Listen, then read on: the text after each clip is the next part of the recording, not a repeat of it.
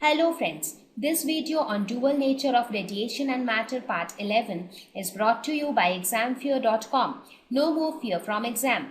Please make sure that you have watched all the videos till part 10 before going ahead with part 11.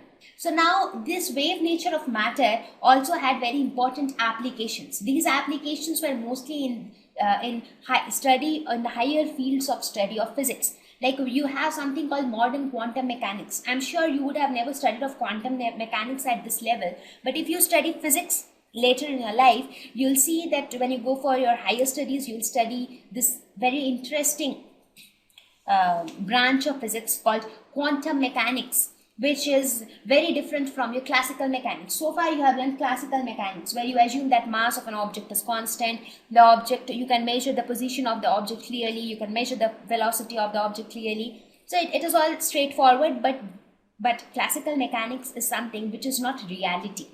It is based on lots of assumptions. We assume that mass is constant, we assume that this is constant, that is constant, and so on.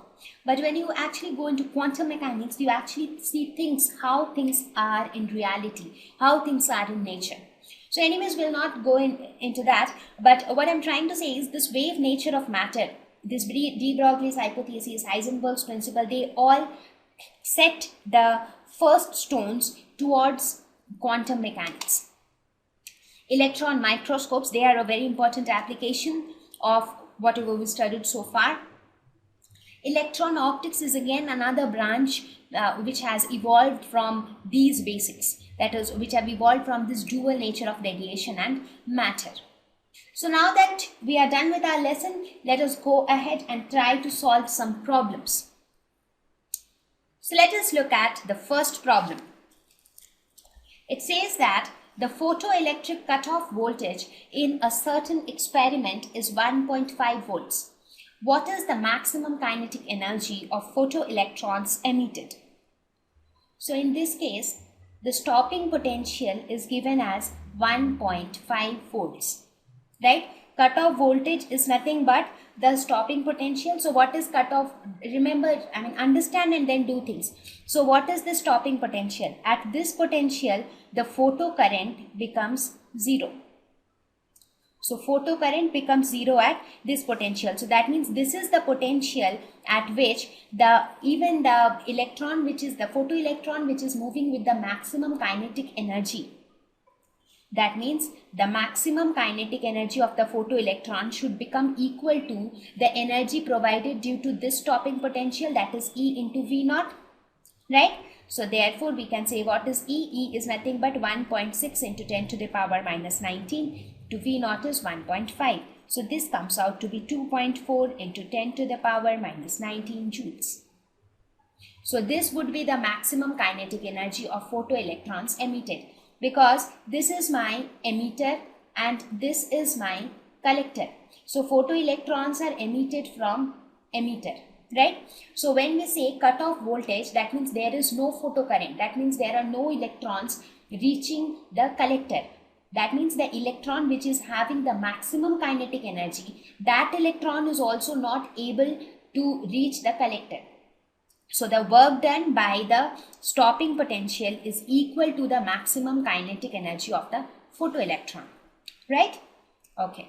So let us look at the next problem. It says that the work function of cesium metal is 2.14 electron volts. So work function phi naught is given as 2.14 electron volts. When light of frequency 6 into 10 to the power 14 hertz is incident on the metal surface, that means frequency of incident light is 6 into 10 to the power 14 hertz, photo emission of electrons take place. Okay, what is the maximum kinetic energy of the emitted electrons? So what we will do, we will apply Einstein photoelectric equation.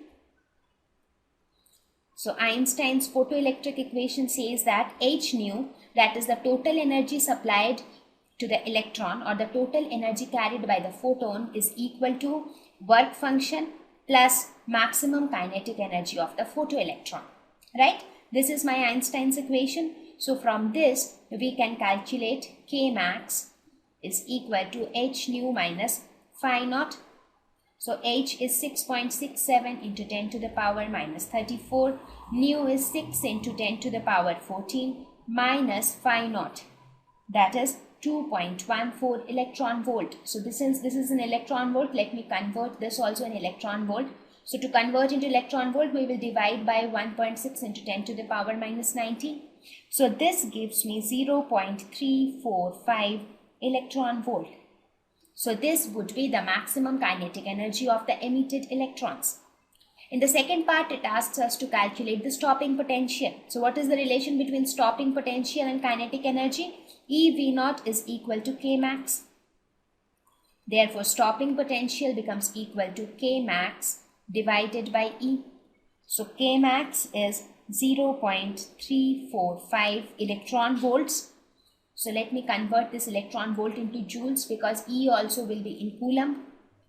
So then joule per coulomb we'll get. So 0.345 into 1.6 into 10 to the power minus 19 joules divided by electron is 1.6 into 10 to the power minus 19 coulombs. So this will get cancelled and we'll get 0.345 joule per coulomb, that is 0.345 volts. Now let us look at the third part. It asks us to calculate the maximum speed of the emitted photoelectrons. Now once we know the maximum kinetic energy of the emitted photoelectron, it is very easy to calculate the maximum speed because maximum kinetic energy would be nothing but half m V max square, right? So we have to calculate V max. So this will be 2 into K max divided by m, or maximum velocity is equal to root over 2 into K max divided by m.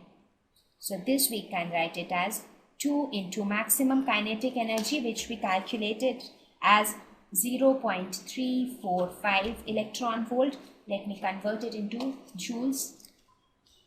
This divided by m. What is m? M is nothing but mass of electron, which is 9.1 into 10 to the power minus 31 kgs. So V max comes out to be 332.3 kilometers per second. Correct? Okay. Let us look at the third problem.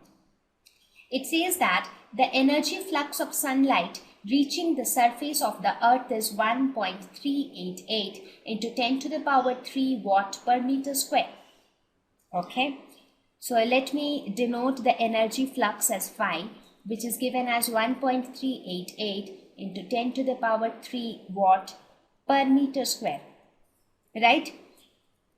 So what is this energy flux? Energy flux is nothing but energy per unit area per unit time, right? So this is equal to 1.388 into 10 to the power 3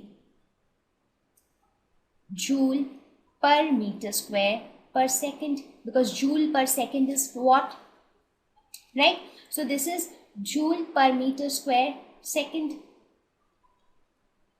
Correct? So therefore, this is my total energy per meter square per second. So I know my total energy per meter square per second. So total energy per meter square per second is equal to 1.388 into 10 to the power 3 joules.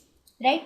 Now let us try to calculate energy of one photon, because I want to know the number of photons per square meter per second. So let me calculate the energy of one photon. This will be H into nu. H is 6 into 6.67 into 10 to the power minus 34. And what is frequency? Frequency, we know a relationship between frequency and wavelength, that nu is equal to C by lambda. Right? And here we are given the wavelength as 550 nanometers. So we can write it as H into C, that is 3 into 10 to the power 8 divided by lambda, which is 550 into 10 to the power minus 9 meters. Right? Therefore, what would be the number of photons per meter square per second. So this will be equal to, let me call this as T, total energy per meter square per second divided by energy of one photon, that is h nu.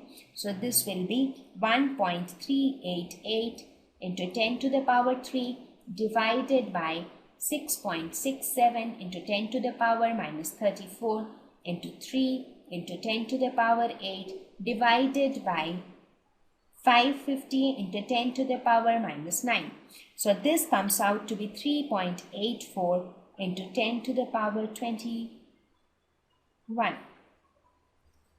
So you understood the logic which we followed here. The question was something like, let us suppose that the total number of chocolates that was distributed to the class is 10. Total number of chocolates distributed to the class was 10. You have to calculate the number of students in the class, provided each student has got 2 chocolates. That means each student has got 2 chocolates. So how will you calculate the number of students? Total number of chocolates divided by number of chocolate with each student. Right? So that is what you did here. The total energy which was reaching the surface of the earth was 1.388 into 10 to the power 3 joules. Right? And also the energy of each photon was h nu. So you have to calculate the number of photons, which was equal to the total energy divided by the energy of each photon. Right? Thank you. Please visit examfear.com to watch free educational videos, try free online tests, get the best quality study materials, study from the best tutors and mentors, and much more. Thank you once again.